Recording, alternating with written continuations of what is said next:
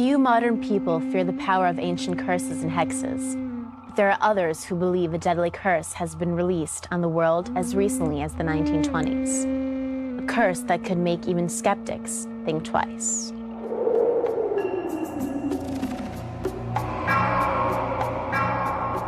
An ancient tomb holds a huge treasure. An unbelievable wealth allegedly protected by an unknown evil. One by one, many of those who have disturbed the crypt have died mysteriously. Could it be a deadly hex? This is the story of the curse of Tutankhamen.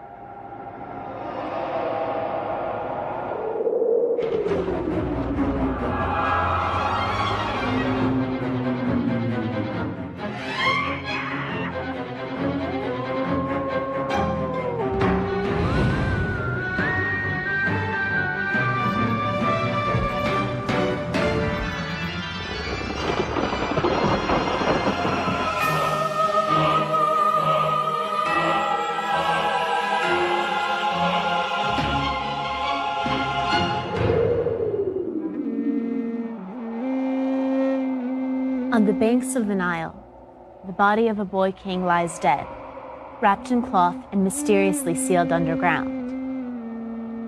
Boy? An Egyptian pharaoh entombed with a priceless fortune some 3,000 years ago.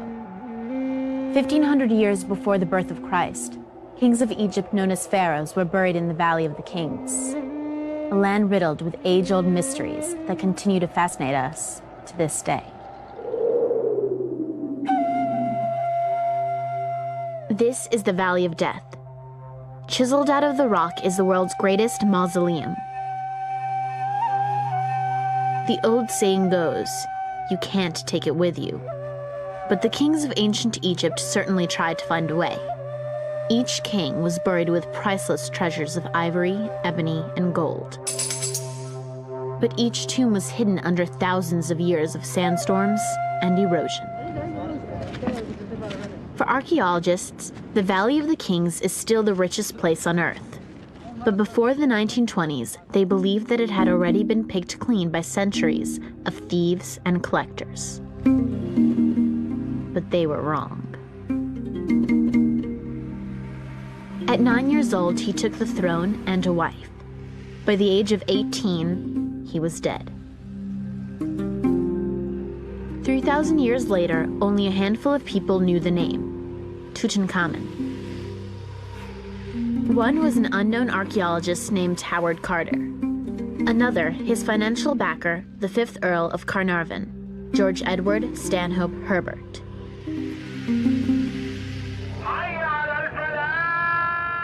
A little-known digger and a wealthy English lord were an odd couple to pursue ancient riches. But unlike those who had tried and failed before him, Carter carefully and methodically plotted out the Valley of the Kings, inch by inch, and set out to excavate. But he found only disappointment. So, in December of 1921, Carnarvon summoned Carter to Highclere Castle. He told Mr. Carter that he could no longer afford to pay for this useless digging in the far-off deserts of Egypt. But Carter begged Carnarvon to pay for just a few more months of excavating. He agreed, but made it clear this would be the last trip. On the third day of the final dig, workers uncovered stone steps leading to a hidden doorway stamped with an ancient seal. It was the mark of royalty. Carter sent for Lord Carnarvon right away. On the evening of November 26, 1922, they opened the tomb of King Tut, and according to legend, released the mummy's curse. An English lord and his daughter, along with an archaeologist and his assistant, stood on the threshold of the richest find in history. Carter peered into the gloom on the other side of the wall for what seemed like an eternity.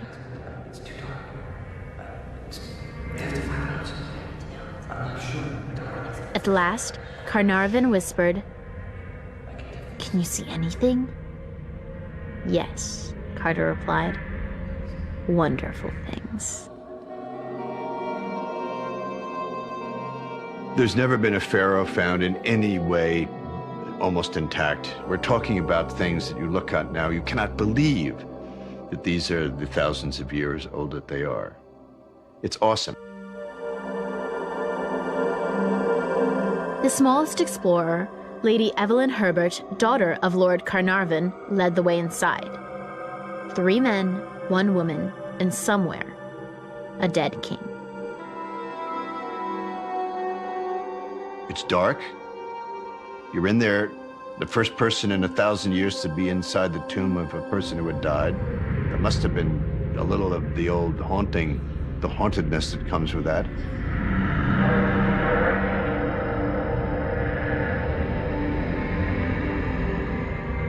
The tomb of the boy king was the richest ever found. Overnight, Carnarvon, Carter, and Tutankhamen became celebrities.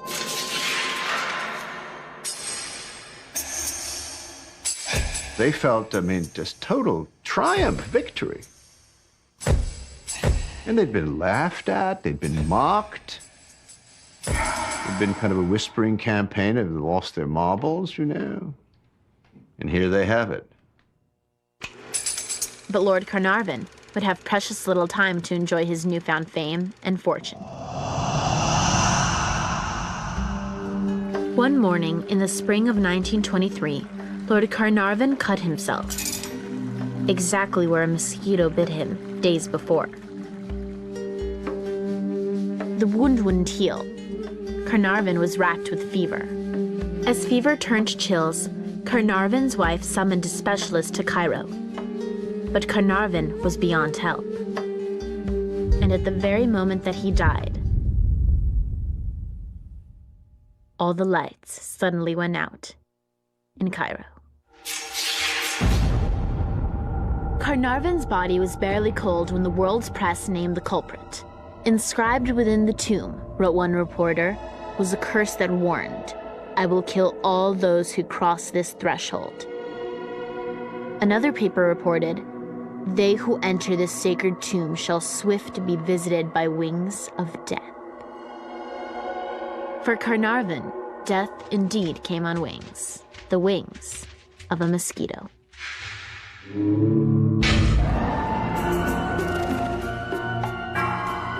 So began the legend of the mummy's curse.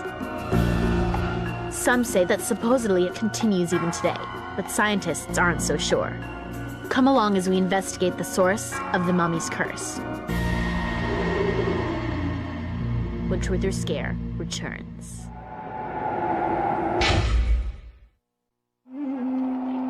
Was there really a deadly spell cast thousands of years ago on the tomb of Tutankhamen?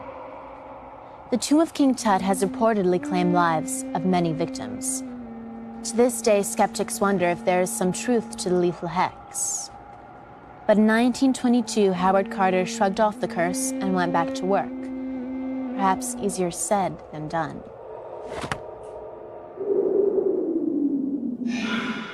Almost immediately, wealthy travelers, fascinated by Tut's treasures and unafraid of his curse, descended on his tomb. One of the few allowed inside was the railroad tycoon George J. Gould, guided by Carter himself.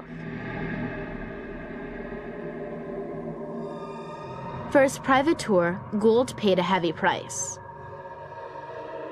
That night, he came down with a fever. The next day, he died. Around the same time, a British industrialist suffered the same fate. But were they really victims of a curse? Or was there a more logical reason behind their deaths? I received a call from a physician, and he told me this very interesting and very unfortunate story about a woman who had gone with her husband to Egypt and had gone into the tomb of King Tut, and it turned out that she had picked up a fungus. That woman was Cheryl Munson, a part-time art student and housewife. Cheryl died shortly after visiting the tomb in 1995. The cause, apparently, was exposure to a fungus called Aspergillus niger. So what we had to find out was whether these molds were also present in the tombs that she visited. And so we called the Egyptology department at the University of Pennsylvania. So they were wondering if this had anything to do with the curse. It had. In 1923, 2 men died suddenly after visiting Tut's tomb. What doctors chalked up to a fever was reported as Tut's curse. 2 more sudden deaths followed. Pecky Callender, who helped Carter break into the tomb, and Arthur Mace, who helped to remove its contents. Possibly, the true killer lurked on the very walls of the tomb. To Howard Carter, it looked like chipped paint until he looked closer. Then he realized it was some sort of fungus. I think by connecting our case, which is a modern-day case, to the visit and the tombs itself, we were able to have a direct link to what might have happened to the archaeologist who had visited some time ago. And I am rather confident that in at least some of these cases, that Aspergillus could have easily played a role. This is really such a well-preserved mask. You can see these copper eyelashes around the stone eyes here. Dr. Rosalie David is the Queen of Mummies, a curator for Egyptology for England's Manchester University Museum. She's examined 35 mummies, more than anyone else. Working with a mummy can be hazardous, both for the operator and for the mummy, because the operator could breathe in spores from the mummy dust, and in reverse, the operator could deposit bacteria or moisture onto the surface of the mummy, thus causing decomposition. Though dead for thousands of years, a mummy is alive with germs and bacteria, some harmless, some deadly. We wear protective clothing when we work with the mummies, and this protects us against the fungal spores. Rosalie David believes she knows the true fate of those who disturb the bones of Tutankhamen. Their crude autopsy freed an invisible killer. In the old days, the operators didn't wear protective clothing. They could have unknowingly unleashed airborne toxins when the tomb was opened.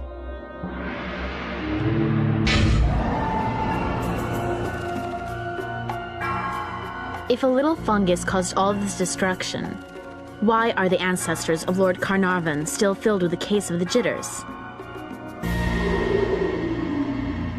Find out when we return to Truth or Scare. Since the burial of King Tut, the so-called curse of the mummy has traveled across the centuries. By 1929, 13 people were dead.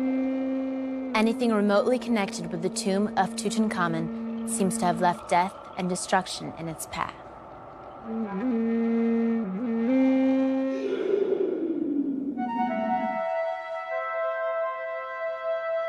The man who found Tut's tomb, Howard Carter, was among the few to escape its curse. Almost. His good friend Carnarvon is dead. He is under huge pressure from the Egyptians. He's under enormous pressure from the press that didn't get the story.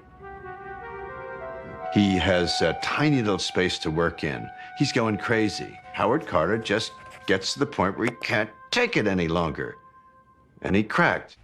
He did this rash act of putting this enormous iron gate and locking it. It was the English takeover of something that the people of Egypt owned, which was true. And they went crazy, and they threw him out.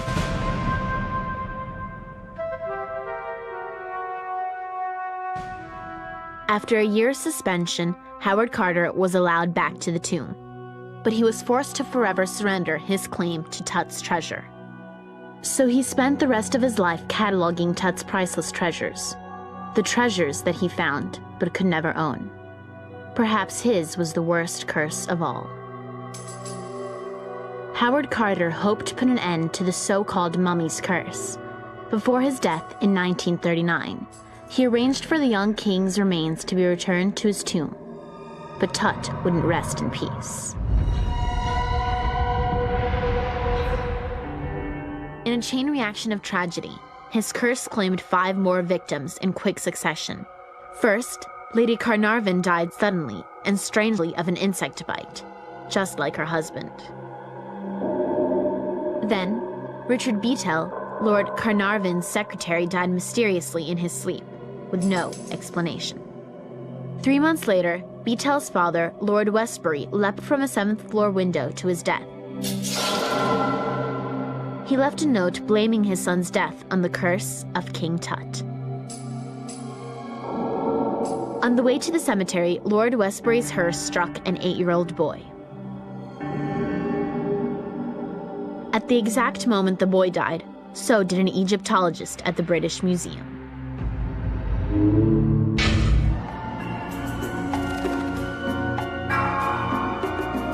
Next, the treasures of Tutankhamen go on tour, and the so-called curse invades the modern world.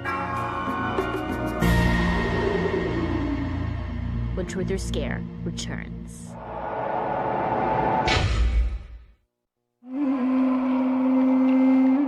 Tutankhamen was buried with 5,000 priceless belongings. His royal treasures were meant to join him on his journey to the afterlife. Instead, they took a detour.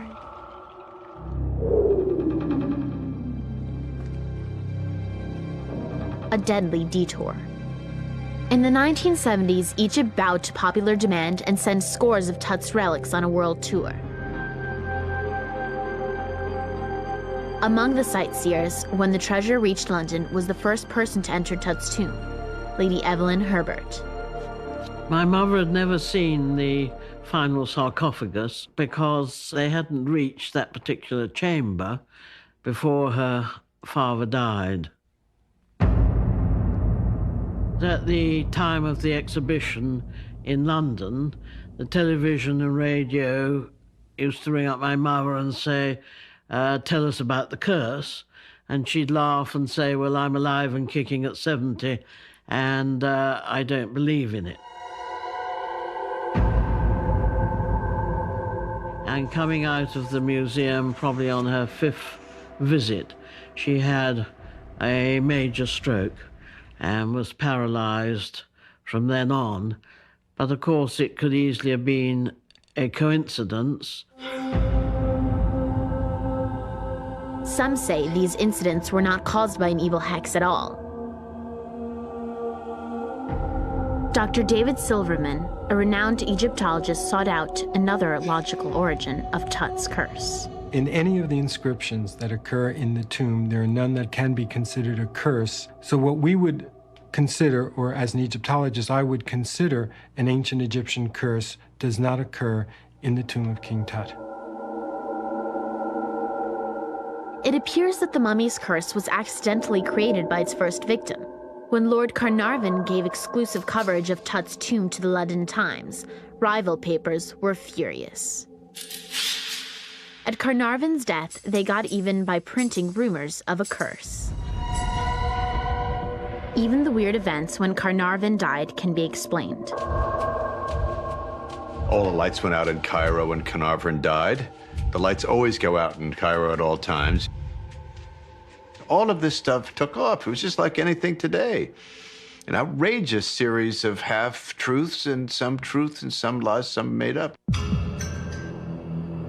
The son of Lord Carnarvon talked about how he doesn't really believe in the curse, but he said there really isn't any way to explain a lot of what went on. And that has kept the curse alive. No matter how you try to kill it, it's like a phoenix. It resurfaces over and over again.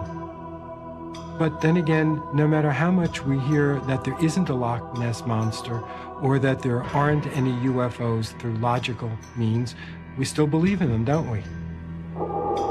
It's marvelous human nature. We need this sort of stuff. We love it.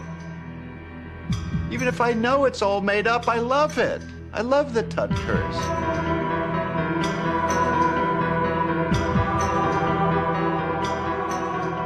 The treasure of Tutankhamen now makes its home in the Cairo Museum, where untold numbers have gazed upon it in wonder. But the mummy itself once again rests in its ancient home in the Valley of the Kings. Once the least known pharaoh, he is now the most famous.